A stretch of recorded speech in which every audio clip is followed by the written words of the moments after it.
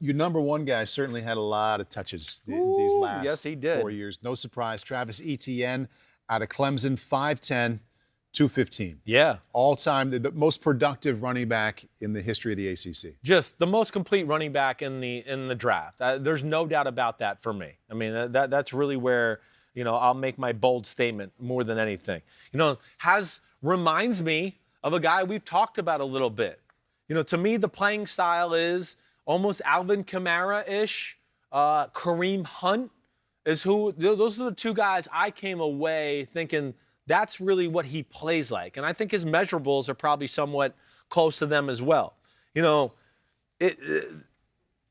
Okay, can run for 60-yard touchdowns. Check, yes. Mm-hmm. Can run between the tackles and break tackles. Man, can he break some tackles. Yeah. I mean, he's got a great pair of legs and ass. He's got power to him. And, not that he's an ankle breaker, maybe like, Javion Hawkins or Michael Carter, but he's got a smoothness into which he runs and a subtle ability to change direction to make people miss and never really lose speed. It's hard for me to explain. He can kind of just weave and flow through traffic. It's not like, oh, your ankles are broke. It's kind of just like, hey, I'm running 4.5, and oh, wait, hold on, I got to weave over this way, and oh, now I'm going to spin off this guy as he hits me, and now I'm going to reaccelerate. Yeah. He's got a great way about, again, like I don't want to say it's elite quickness, but a great way to change direction without really having to regather himself or lose speed. Yeah. He can kind of make that right-hand turn and make somebody miss, and oh man, I was going to hit you, and now it's just my forearm and your thigh, and now he's turning to the right and running down the sidelines for a big gain. That's where he's really special to me. Taking a look at some of his measurables for everybody who can watch along with us. 40-yard dash, 4.41. All of the athletic measurables, I don't know. I mean, what you make of him, 5'10", 215, but when you watch him, he can really go. I saw him play 3 times in person, Chris, and what really jumped out to me made him a little different than a lot of the other just really good backs. He had this way, and anticipation is a quarterback thing, but if it can be a running back thing for this conversation, when he got the handoff, if there was a hole that needed him to be at full speed when he hit it. Thank you. He was at full speed at the line of scrimmage instead of getting through it and kind of, I can sprint now. Yes. He was at top speed when everybody else was kind of trying to figure out the play. And I feel like he hit some big plays because of that quality. There's no doubt. One of the last things I wrote, and I'm glad because you and I were thinking alike here a little bit, and this is not planned out, but it was one of the deceiving things about it because he can be a patient runner. Yeah. He's got a great way. Again, here's another guy where I go, I think he could play in any scheme. He could follow pulling guards and fullbacks. He could play the zone scheme. He's got great patience. But so you could watch 8 or 10 runs and go, oh, there's nothing there. And he's kind of feeling out, waiting for his little hole or seam to hit. But when he sees what he wants, gone. His acceleration, I wrote, it's way better than you expect or think. Mm-hmm. I mean, it is. There's so many times, again, going back to our previous point, where he sees what he wants, he hits the hole, and now he gets through it before the second level can close it. Yeah. And now he's gone, whether it's the screen game or the run game or whatever it is. And that's where I just come away and just think, yeah, he's the top running back in the draft. He's got no weakness to his game. He's a really natural pass catcher, can run routes, can make big plays, can get tough yards between the tackles. Of course, has played against a lot of big-time football. His speed, his top-end speed is, it's good, it's not great. And when I say good, it's not great, I mean it's good where he'll go for 50 and 60-yard touchdowns in the NFL. He's not going to go for 80 and 90-yard touchdowns. That's for the Javion Hawkins type guy. That's that kind of guy.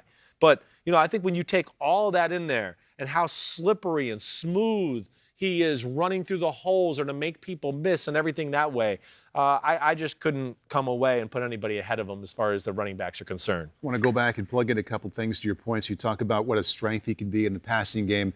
85 catches the last 2 years. Think about that. He caught 85 balls as a running back and averaged over 12 yards per catch. So, again, not just the check down, fall forward for 6 yards. He was getting 10 plus on average. They're running with those 85 receptions. He's an unreal catch the screen, got great feel to follow the blockers and do those things, running wheel routes out of the backfield.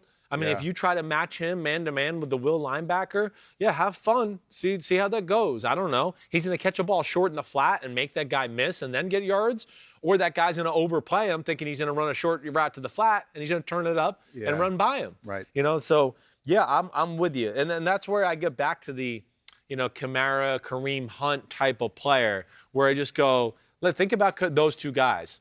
Run between the tackles. They can do that. They can run over a guy every now and then, or they go through the hole, and especially Kamara, he's got this same way where it's just like the feet are close to the ground, and okay, I'm running through the hole, and boom, somebody hits me, but I kind of edge off them and spin, and now I'm up on the next level for a few more yards, and you go, wow, that was a 12-yard run. That should have been a 5-yard run. But he had that great ability, let alone, don't get him out in the edge where he's one-on-one or one-on-two on people, and he might be able to outrun you for a big play or make some people miss that way too.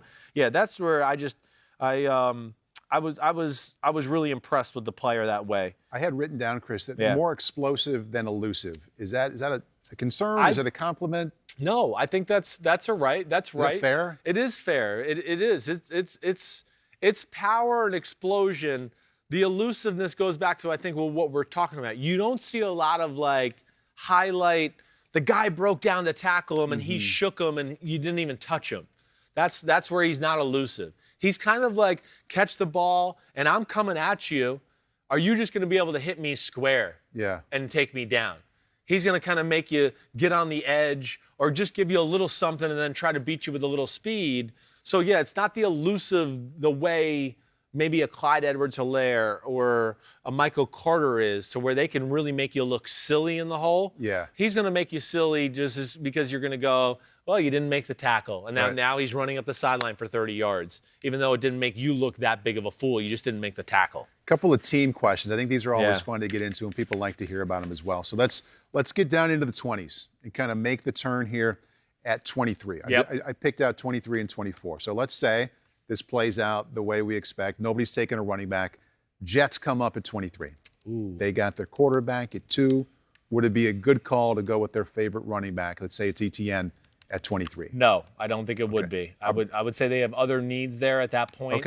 And I don't, I like Etienne and all of that. There's no doubt. I don't think he's as good as Josh Jacobs maybe coming out a few years ago. If that just puts it. But if you got into the second round with the Jets and that, then I think you could certainly start talking about that conversation. So if the Jets don't take him at 23, here's the Steelers at 24. Oof. Offensive tackle looks pretty good, but there's a couple already gone.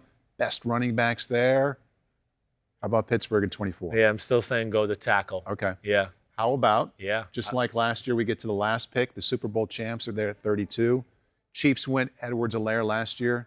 Would you like it if they took Etienne, the Buccaneers? No, I wouldn't. I'd say you got Fournette back. Ronald Jones was your go-to guy anyways. And they got Keyshawn Vaughn, who they drafted last year out of Vanderbilt. He's a pretty good player, right? So, I would say no, just stand pat. And I'm actually trying to pull up the draft order just as far as teams that would make sense or anything like that. Are you into the second round now? Yeah, I'm just thinking damn, I pressed the wrong one. But I look at teams like, of course, I think there's a need for the Atlanta Falcons at the top of the second round. Will that start the run of running backs? Maybe it will start with the Jets at the top of the second round there. But I think there's a number of teams you can kind of give them. Miami at 36, there's a need for running back there.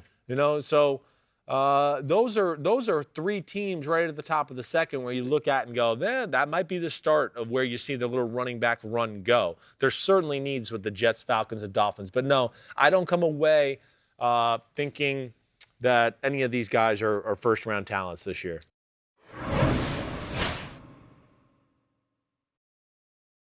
Hi, I'm Mike Tirico, and thanks for watching. Make sure to hit subscribe for the latest news and highlights from NBC Sports.